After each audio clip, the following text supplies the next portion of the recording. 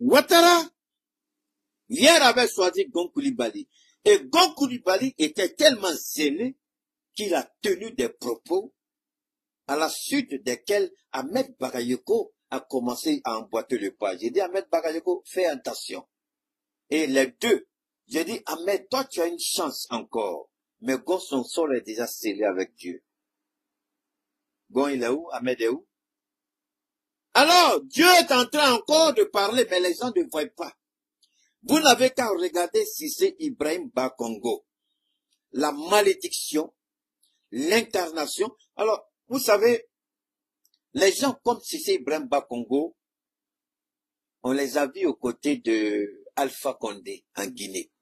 Les gens comme Cissé Ibrahim Bakongo, on les a vus à côté de Blaise Compaoré. En l'occurrence, François Compaoré était pire que Cissé Ibrahim Bakongo aujourd'hui. Parce qu'au Burkina, les gens même voulaient prendre la petite fille de Blaise Compaoré là, hein, pour faire présidente au Burkina. Tellement les gens prenaient Blaise comme leur Dieu. Et Cissé Ibrahim Bakongo parle. Mais Ivoirien, vous pensez que Cissé Ibrahim Bakongo parle de lui-même? Non, never, non, élever le niveau. Cissé Ibrahim Bakongo est devenu l'objet de Dieu. L'arrogance. Quand la chute d'un régime est proche, il y a des éléments qui ne trompent plus. Vous avez entendu beaucoup de prophètes. Moi, je ne suis pas prophète. Mais tous ceux qui s'appellent prophètes, là, ils ont parlé après moi. Tous ceux qui parlent aujourd'hui, là, c'est après moi. Des gens même qui, à l'époque, même n'étaient même pas encore, d'après eux, appelés dans leur ministère. Attendez, comment il s'appelle le gars, là? Eli Pada. Eli Pada, je crois, c'est en 2014 ou 2015. Et d'après lui, hein. Mais moi, j'ai commencé à parler de Ouattara avant 2014-2015, depuis les années 2000, 2010, ça faut les 2010. Donc, Eli Pada, tout ça là, c'est après moi. Je peux dire, ce sont mes petits. Tous ceux qui parlent aujourd'hui avec ce qu'ils appellent leur Bible, j'ai parlé avant eux. Je répète, j'ai parlé avant eux. Il y a des choses que j'ai dit qu'ils n'avaient même pas le courage parce qu'ils n'étaient pas c'était. Mais je viens parler encore. S'ils se disent vraiment serviteurs de Dieu, je les mets et tous au défi. Qu'ils commencent à interpréter les signes au niveau du RHDP. Parce qu'il y a des signes qui sont là qui ne trompent plus. Il y a des signes qui sont là. Des signes précurseurs, des signes annonciateurs de ce que Dieu va faire. Ils n'ont qu'à remonter au prophète Moussa, à Moïse. Ils n'ont qu'à remonter pour commencer à lire les signes et rentrer dans les différents rois chaque fois.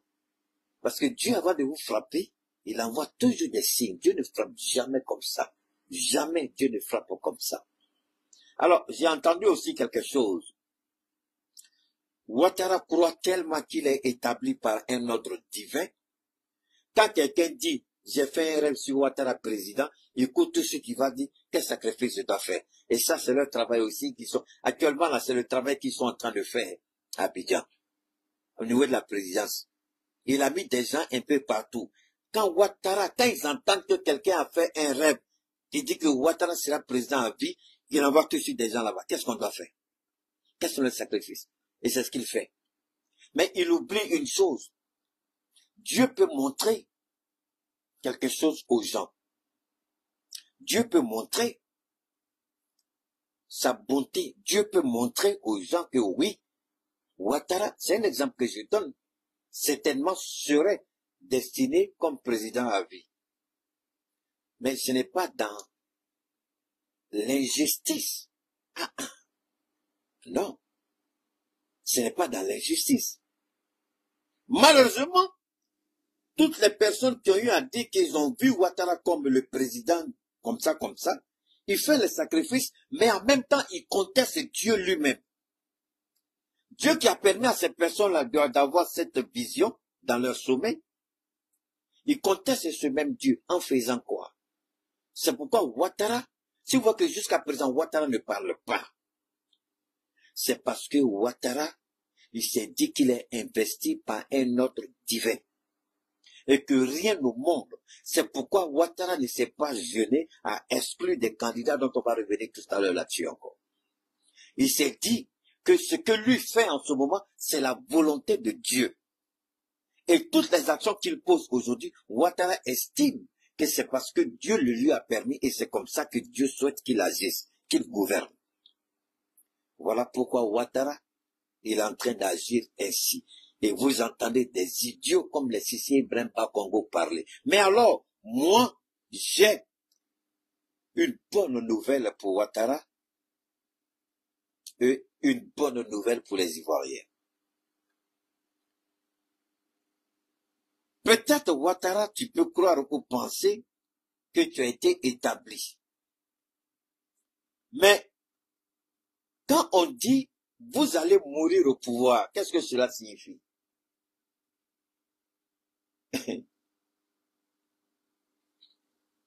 Est-ce que le président, pas le président, le premier ministre, Patrice Lumumba, est-ce qu'il n'est pas mort au pouvoir, Patrice Lumumba? Il est mort au pouvoir, Patrice Lumumba. Mais comment est-il mort au pouvoir, Patrice Lumumba? Est-ce que Kadhafi n'est pas mort au pouvoir? Mais comment Kadhafi est-il mort au pouvoir? Est-ce que Saddam Hussein n'est pas mort au pouvoir? Mais comment Saddam Hussein est-il mort au pouvoir? Donc, mourir au pouvoir, il faut l'interpréter de façon spirituelle. De quelle mort on nous parle? Est-ce que ce sera une mort dans l'humiliation ou une mort avec la grâce et la faveur de Dieu? Alors moi, je vais vous décortiquer ça, ne vous en faites pas. Donc, si Ouattara estime qu'il va mourir au pouvoir, c'est tellement possible. Mais Kadhafi est mort au pouvoir, je voudrais que Ouattara se rappelle de cela. Thomas Sankara est mort au pouvoir, je voudrais que Ouattara se rappelle de cela. Donc, quand il dit qu'il va mourir au pouvoir, comment tu vas mourir au pouvoir? Pour le moment, tu ne sais pas. Donc, je voudrais que Ouattara, tu réfléchisses un peu à ça. Alors, quand je dis que Dieu est en train de pousser les pions, j'invite les Ivoiriens à regarder de très près.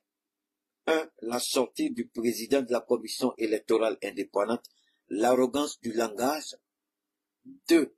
Écoutez Sissi Bremba Congo, l'arrogance du langage. 3. Écoutez les deux idiots porte-parole du RHDP. Quand vous les écoutez, quand vous les regardez, ne vous laissez pas seulement emporter par la colère, la frustration, l'amertume, non. Faites l'élévation et puis posez-vous la question. Faites un retour en arrière et puis vous demandez, il dit, mais vous dites, mais on va où là? Mais en même temps, ne vous limitez pas seulement à la Côte d'Ivoire. Allez beaucoup plus loin. Interrogez l'histoire. Combien de présidents ont tenté de faire comme Ouattara? Combien de personnes autour de ces présidents-là ont fait pire que le président de la commission, que Sissi Bremba Congo, a demandé Touré Mamadou, et où sont ces personnes-là aujourd'hui? J'ai regardé un montage sur le président, un ancien président du Nigeria, celui qui est mort de crise cardiaque là, qui avait décidé de détruire tous les opposants. Et en plein débâcle sexuel, c'est quoi, c'est Sani Abacha, en plein débâcle, il pique une crise et puis c'est fini pour lui. Les gens ne se rendent pas compte comment la vie humaine peut passer de A à moins A en un claquement de doigts, en une fraction de seconde. Sani Abacha, merci beaucoup. Quand vous avez quelqu'un comme Ouattara, qui est aussi malade qu'il est, mais laissons ça. Revenons en arrière. Laurent Gbagbo a dit, je vais me battre. Et vous avez entendu des gens. qui se sont livrés à des spéculations, à des insultes, à des insinuations. Wow, wow, wow. Et là, je me suis posé la question et dit, wow, wow, wow, qu'est-ce qui ne marche pas? Quel est le problème?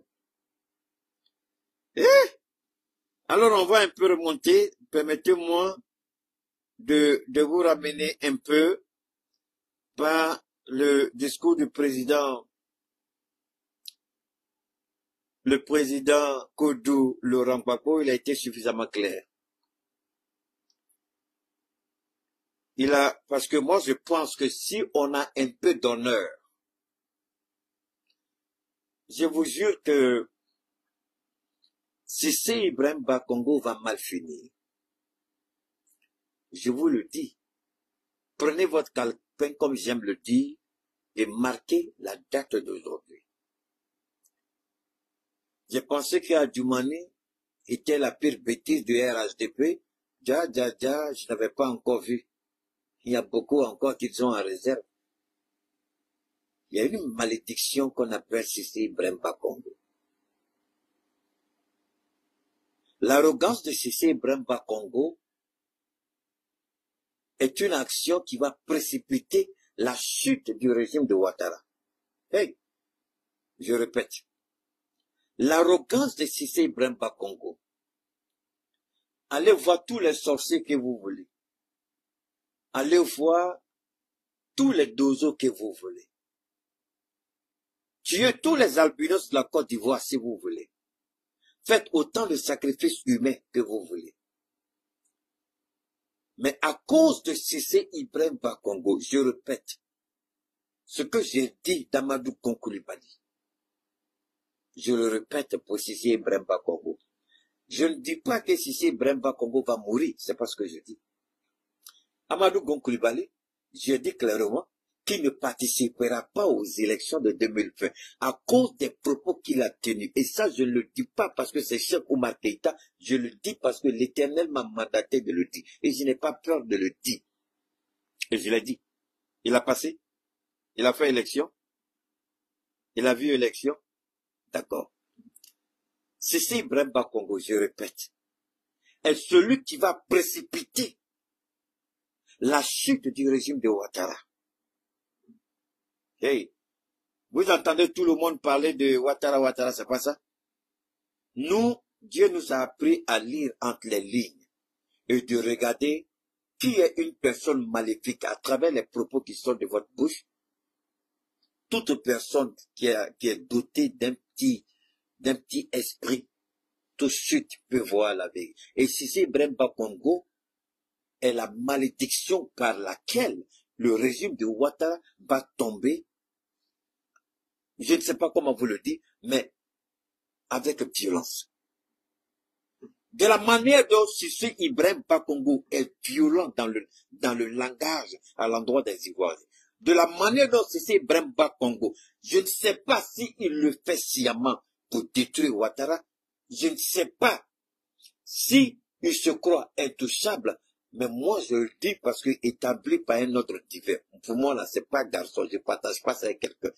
Tu es d'accord, je m'en fous. Tu n'es pas d'accord, je m'en fous. Moi, je dis pour moi. Si c'est vraiment Dieu qui a mis dedans là, tu vas voir ça dans tes yeux. Je dis, Cissé Ibrahim Bakongo est la malédiction par laquelle le régime de Ouattara aura une chute brutale. Est-ce que je dis quelque chose? Je répète. Cissé Ibrahim Bakongo est la malédiction par laquelle la chute brutale du régime de Ouattara. Je m'en fous que vous ayez fait 1 million de rêves. Dans vos rêves, là, faites 1 milliard de révélations pour dire qu'Alassane Ouattara, Dieu l'a établi. Dieu l'avait établi, mais Dieu a retiré sa protection. Je l'ai dit ça. J'ai dit ça depuis 2015. Ça là, j'ai dit depuis 2015. La protection de Dieu est partie. Et j'ai dit, ne croyez pas que parce que j'ai dit que la protection de Dieu est partie, que c'est du jour au lendemain que Ouattara va tomber. J'ai dit, cela n'arrive pas comme ça. Dieu prend son temps. Dieu vous retire sa protection, mais il vous donne toujours la chance de vous ressaisir. C'est pourquoi tout à l'heure, avant de commencer mon direct, j'ai dit, il y a des petits voleurs de viande. Quelqu'un a dit, il faut avoir peur de Dieu. Quand tu n'as pas la crainte de Dieu, c'est là que tu vas voler viande le jour de la fête. Hey! Oui. Tabaski, les gens vont voler viande. Les gigots, là, ils vont voler viande. Alors que toi, tu voles viande le jour de Tabaski, là. Ta vie, là, toi, là, déjà, Dieu t'a maudit, c'est fini, tu seras rien. C'est terminé pour toi. Les gens ne voient ne voient qu'une enveloppe charnelle. Le temps que Dieu te détruise et puis c'est fini. Voler la viande le jour de la fête. Et c'est toi qui as dit que tu es quelqu'un. Et c'est toi qui te compares à quelqu'un alors que tu voles viande. C'est toi qui auras la grande gueule pour parler sur les gens en dehors, alors que tu es un voleur de viande. C'est de ça que je suis en train de vous parler. Si c'est Ibrahim Bakongo est la malédiction, la porte de la malédiction par laquelle le régime de Ouattara va tomber avec une certaine brutalité. Je le dis avec la même détermination et conviction qui m'ont animé quand j'ai annoncé à Gon Coulibaly de se ressaisir avant qu'il ne soit trop tard. Quand vous avez connu la guerre, des gens sont morts, des Ivoiriens ont perdu la vie. Des femmes ont été éventrées, des enfants ont perdu papa et maman. Aujourd'hui, l'État de Côte d'Ivoire devait récupérer tous les enfants orphelins qui ont perdu leurs parents pendant la guerre. Merci beaucoup. Oui, ouais, ça c'est vrai. Ça c'est un peu du Diomaye Faye, c'est pas ça? Bon, je suis en train de constituer ma ligne. Il y a longtemps, j'ai dit ça, non, et que Tunis a dit ça, bon, attendez toujours. Je pense que cette fois-ci, si Dieu le veut, je suis bien tombé. Je suis en train de regarder. Tout ce que je porte récemment, là, que vous appréciez, ce sont les... Je suis en train de réfléchir à ça pour créer ma propre ligne, ma propre griffe, en fait. D'accord? Voilà. Donc, quand on sera prêt, donc on va continuer, quoi. Est-ce que vous voyez? Allez, on va continuer. Donc, donne-moi une seconde. Alors, vous voyez, c'est ça qui est, pour nous, c'est important. C'est, donne-moi une seconde. La vie, c'est ça. C'est fondamental. C'est important. Maintenant, Laurent Gbagbo a parlé. Je ne dis pas que le président Laurent Gbagbo a toute la vérité à main. Je ne le dirai jamais. Pourquoi je le dis? Parce que j'estime que le PPACI, le président Koudou Laurent Gbagbo, doit mettre de côté son orgueil personnel. Alors, je vais revenir sur Charles Blé Goudé, ceux qui veulent forcément créer cette tension Blé Goudé, Laurent Gbagbo. Est-ce que Laurent Gbagbo lui-même là que vous soutenez là? On a qu'à tourner, moi c'est mon président. Il m'a inspiré au même titre que Oufoué Bédier. D'accord? Vous voyez que Gbagbo lui-même là, il est exempt de reproches. Il n'était pas marié légalement à Simone Gbagbo. Quand il avait sa concubine Nadia, avec qui ils ont eu le petit Ismaël. Hein? Donc c'est Gbagbo seul qui sait ce qui est bon. Donc Gbagbo peut tromper sa femme, c'est normal. Mais quelqu'un d'autre ne peut pas quitter Gbagbo s'il le fait, c'est un crime. Ah, venez répondre ici. Il était marié à Simone, non? Et puis il a eu un enfant avec Nadia, non? Nadi Baba, non? C'est pas tout récemment, il a divorcé Simone et puis il a épousé Nadi. Mais avant ça, il avait un garçon, non? Il a présenté comme sa petite femme, non? Mais donc si Gbagbo peut tromper, et puis vous dites, les autres n'ont pas le droit de quitter Gbagbo, vous êtes comment même? Vous êtes mauvais. Vous êtes mauvais. Aimez quelqu'un, mais ayez le courage de dire à la personne, ça c'est bien, ça c'est mauvais. Gbagbo a trahi Simone. Est-ce que le ciel est tombé sur Simone? Elle a accepté. Elle a failli même être humiliée à l'aéroport le jour de leur arrivée. Et je n'ai pas apprécié le comportement de Gbagbo. Moi, j'ai toujours dit, nous là, Dieu nous permet de prendre plusieurs femmes. Est-ce que vous comprenez? Mais si moi je dois prendre une deuxième, une troisième, une quatrième femme, je ne vais jamais aller dire à celle que je vais prendre deuxième, troisième, et puis insulter la première. Jamais je vais insulter une femme pour faire plaisir à une autre. Au contraire, quand tu rentres en deuxième position ou en troisième, quatrième, tu veux manquer de respect. tu mets pas le feu chez moi ici. Si ça peut mettre le feu, tu retournes chez tes parents. C'est tout. Tu sors et puis quelqu'un te rentre à ta place. C'est-à-dire, il y a un principe. Ce n'est pas parce que vous n'êtes plus avec une femme que vous devez la laisser comme ça. Moi, je ne suis pas d'accord avec ça. Moi, j'ai divorcé avec ma première épouse, hein, qui est ivoirienne, Nyamboise. Mon premier fils, sa maman, on a divorcé. J'ai dit, il faut partir, c'est fini. Mais vous n'allez jamais me voir en train de dire telle ou telle chose sur elle. À moins qu'elle se mette dans une position, moi je m'en fous. Mais Gbagbo Laurent lui-même, là, vous croyez que c'est un ange? C'est pas un ange, il a commis des erreurs. Il n'a pas volé, c'est vrai. Ah, mais il a trompé Simone. Il était avec Simone quand il a eu affaire avec Nadi. Ou bien, ça aussi on peut dire non. Donc arrêtez d'attaquer un Charles Bleu Goudé par-ci par-là. Est-ce que Charles Bleu Goudé est obligé d'être à PPAC? Est-ce qu'il est obligé d'être à la sorte de Laurent Gbagbo? C'est-à-dire que vous voulez une chose et en même temps son contraire. Merci infiniment, Matraoui. Vous voulez quoi? Vous parlez de démocratie et vous empêchez Charles Bleu Goudé d'avoir son droit. C'est quoi? La démocratie, c'est quoi? C'est la liberté d'association. C'est la liberté de penser. Et vous dites qu'il n'a pas droit à ça. Il n'a qu'à suivre Gbagbo Laurent comme dans l'application. Mais pourquoi il va faire ça? Pourquoi? Pourquoi? Pourquoi? Est-ce que Gbagbo c'est son papa? C'est son papa politique, oui. Mais arrêtez de nous emmerder. Sorogum lui-même n'a pas quitté Alassane Ouattara. Donc vous êtes d'accord que Sorogum quitte Alassane Ouattara, mais vous n'êtes pas d'accord que Blé Goudé quitte Gbagbo Laurent. Hey! Vous êtes mauvais. Keïta là, si tu n'es pas prêt à accepter la vérité, il ne faut pas venir regarder Keïta. Si tu n'es pas prêt à accepter la vérité, il ne faut pas venir écouter Keïta. Gbagbo là, je vais me battre pour lui, sur le plan politique, mais ne venez pas me dire que quelqu'un est obligé d'être avec lui. Ne venez pas me dire que Blé Goudé est obligé d'être avec lui. Ne venez pas me dire que Simone doit supporter. Attention,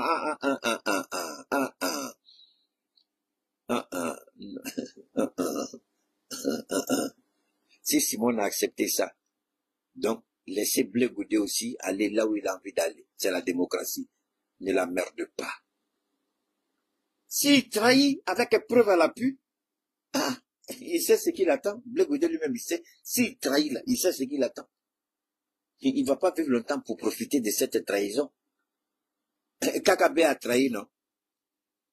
Dieu est en train de s'occuper de Kakabe. Allez-y, c'est savoir comment Kakabe vit aujourd'hui. On ne trahit pas comme ça. Il y a des trahisons qui ne sont pas bonnes. Alors donc, on revient ici pour dire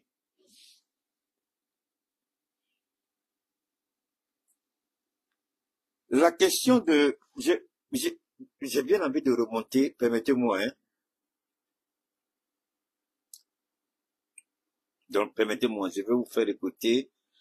J'ai bien envie de vous faire écouter quelque chose d'intéressant. Permettez-moi. Parce que quand vous avez tous écouté, écoutez, revenons ici pour voir d'abord. Revenons ici. Nous nous rappelons que sous le régime du président Gbagbo, des candidats avaient été éliminés, tout comme sous le régime du président Bétier. Des candidats avaient été par qui? Par le président ou par le régime au pouvoir. Alors, cette petite femme-là, attendez, je vais vous la montrer. La petite fille-là, donne-moi une seconde, hein. C'est elle, je veux que vous regardez bien. Alors, vraiment, moi, alors, cette petite fille-là, j'ai pas envie de manquer de respect à cette petite fille. Elle dit que Marius dit des choses, elle est journaliste, elle peut pas accepter ça sur son plateau. Bon, je vais vous laisser écouter, et puis on va revenir pour la recadrer, parce qu'il semble que les gens sont tellement de mauvaise foi et malhonnêtes. Attendez, hein. Bon, donne-moi une seconde, hein. Mon ami Suleiman. C'est ça, Suleiman quoi là? Soul to soul. Bon, tu vas aller faire ton truc ailleurs, je te bannis de tous mes directs. Chez moi ici, tu ne veux pas me provoquer. Voilà. Tu vas aller, voilà. Tu vas aller ailleurs, tu as fait ça ailleurs. Alors donc,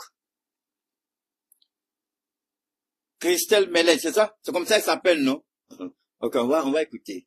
La vérité, on est même parti à Pretoria, sur le Gbagbo, pour que M. Ouattara enfin retrouve son nom sur une liste électorale et soit compétitif à une élection présidentielle. Non, pas être, mais soit compétitif, soit inscrit comme candidat à une élection présidentielle. Donc on devrait à la suite d'un accord. Moi, je rappelle à cet accord par la voie du dialogue. Très bien. Quand vous dites ça, c'est là. Maintenant, l'idiote de femme qu'elle est, la petite prostituée qui s'appelle journaliste là, soyons clairs. Quand on dit le pouvoir là, c'est parce que Marius n'a pas eu l'ouverture d'esprit pour expliquer clairement ce qu'il voulait dire.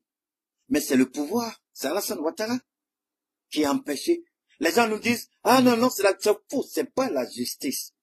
Arrêtez, je vais vous démontrer par A plus B que c'est pas la justice. Et eux-mêmes, ils le disent clairement, parce qu'il n'y a pas un débat sincère et honnête. On pense toujours que c'est la justice. Les éléments de base juridique sont des faux éléments. Ça, c'est un autre débat. Que donne la liste à la commission électorale indépendante? 2 ministères. Le ministère de la Santé par rapport à ceux qui sont morts. Le ministère de la Justice par rapport à ceux qui ont perdu leurs droits civiques et politiques. Donc, il y a un ministère qui nous intéresse ici, c'est... Attendez, il y a des petits bâtards ici, là, quand je parle de Blé Goudé, ils ne comprennent pas. Allez-y, racontez ça à vos papas, vos mamans là-bas. Donc, je répète, mais vous êtes bêtes. Quand Blé Goudé dit quelqu'un, celui qui attaque le pouvoir, là, dans quelle école vous êtes parti? Et vos parents, là, vous regardent, j'ai mis mon enfant à l'école. Et tu es content, là, tu as ton petit téléphone de merde, là, et puis tu viens écrire commentaire. Blé Goudé dit, celui qui attaque le pouvoir. Mais tu es assez malhonnête pour ne pas retracer tout ce que Blé Goudé a dit. Blé Goudé a été clair. Il dit, quand je suis venu défendre le président Koudou Laurent Gbagbo, je suis venu défendre la République. Il dit, c'est le même Blé Goudé. Il dit, ce n'est pas par moi qu'on prendra les armes pour déstabiliser le pays. Mais ce qu'il a dit, c'est vrai, ce qui est faux. Est-ce que je suis obligé, que Blé Goudé est obligé d'être d'accord avec moi? Si moi, je veux que la déstabilisation se fasse par la mutinerie, lui dit non, on peut passer par autre moyen que la mutinerie. Est-ce qu'il est obligé d'être d'accord avec moi? Pourquoi vous êtes malhonnête comme ça quand vous parlez de Blé Goudé? Parce qu'il a dit, le pouvoir, mais Blé Goudé ne parle pas du pouvoir en tant qu'Alassane Ouattara, mais il parle du pouvoir en tant qu'institution de l'État. Vous avez besoin encore que moi je vienne vous expliquer ça? Quand vos parents vous ont mis à l'école, mes parents m'ont mis à l'école en même temps que vous. Et vous voulez que je vienne vous expliquer ce que cela signifie? Vous êtes pathétique. Élevez le niveau du débat, parce que vous êtes vraiment pitoyable. Il dit qu'il est dans la même disposition aujourd'hui. Mais attention à ce que cela veut dire qu'il ne va pas se battre. Il va se battre avec les moyens que la Constitution lui donne. Et les moyens que la Constitution lui donne, en se battant avec, qu'est-ce qui peut arriver? Qu'est-ce qui peut arriver? Qu'est-ce qui peut arriver? Qu'est-ce qui peut arriver? Question. Le gouvernement va commencer à faire la répression. Et la répression va entraîner quoi? Des morts d'hommes. Il y aura ce qu'on appelle usage disproportionné, n'est-ce pas? Des outils répressifs de l'État. Les gens ne comprennent pas là où on veut les amener. Est-ce que moi, je dois venir entrer dans la technique des gens ici pour vous parler? Je ne fais pas. Vous pouvez pousser le gouvernement avec les moyens légaux et constitutionnels à commettre des erreurs. C'est ce que les gens ont fait en Tunisie. C'est ce qu'ils ont fait dans beaucoup de pays. C'est ce qu'on a fait ici au